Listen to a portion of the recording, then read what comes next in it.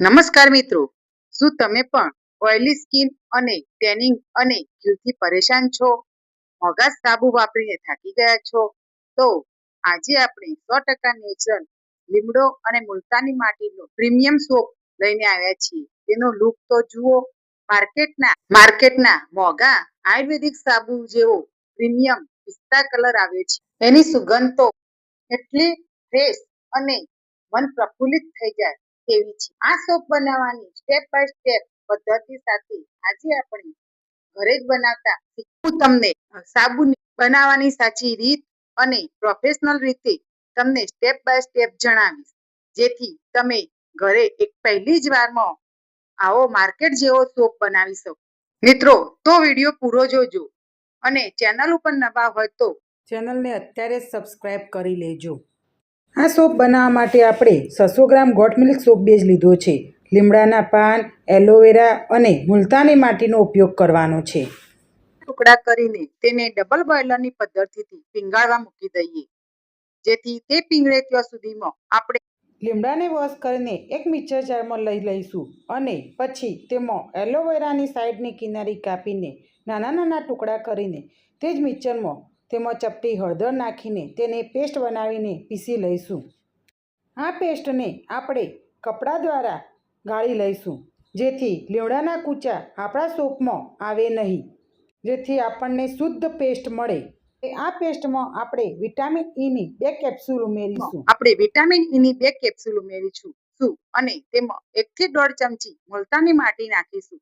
એ આપણી સ્કિન ઉપરથી ઓઇલ શોષી લે છે, જેના કારણે આપણા સ્કિન ઉપર ખીલ અને ડાઘ થવાની શક્યતા ઓછી થઈ જાય છે. અને આમાં લીમડો એન્ટીબેક્ટેરિયલ ગુણો ધરાવે છે. તેની સાથે આપણે તેમાં મધ ઉમેરીશું. હવે આપણે જોઈએ, આપણો ગોટ મિલ્ક સોપ બેઝ પીગળી ગયો છે. હવે તેને નીચે ઉતારીને સાધારણ ઠંડુ થવા દઈ પછી જ તેમાં આપણી પેસ્ટને ધીમે ધીમે ઉમેરવાની છે. તેમાં અડધી ચમચી જેવું લેમન ગ્લાસ ઓઇલ ઉમેરીશું, જેનાથી સોપની ફ્રેગ્રન્સ એકદમ સરસ આવશે. લેમન ગ્લાસ ઓઇલ ઉમેરીશું, જેથી સોપની ફ્રેગ્રન્સ માર્કેટ જેવી જ આવશે.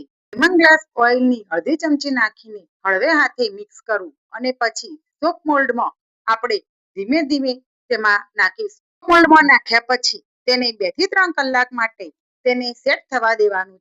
તેને હલાવવાનું. 3 કલાક થઈ ગયા છે. હવે તમે જોઈ શકો છો, સોપ મોલ્ડની કિનારી છોડી દીધી છે. હવે આપણો સાબુ કેવો સોફ્ટ અને મુલાયમ દેખાય છે. માર્કેટ જેવો જ તેનો લુક છે. તેનો કલર પણ પિસ્તા કલર આવ્યો છે. આ સોપમાં ગોટ મિલ્ક સોપ બેઝ છે, તેથી આપણી સ્કિનને તે ડ્રાય થવા નહીં દે. મુલતાની માટી અને લીમડો છે, તે એ ઓઇલને ખેંચી લે છે અને લીમડો ખીલને જળમૂળથી ગાયબ કરે છે. ચહેરા ઉપર લગાવીને તમારે તરત જ વોશ કરી નથી લેવાનું. તેને થોડીવાર માટે હળવા હાથે મસાજ કરો. 2 મિનિટ પછી ફેસને વોશ કરો, એટલે તમને બેસ્ટ રિઝલ્ટ મળશે.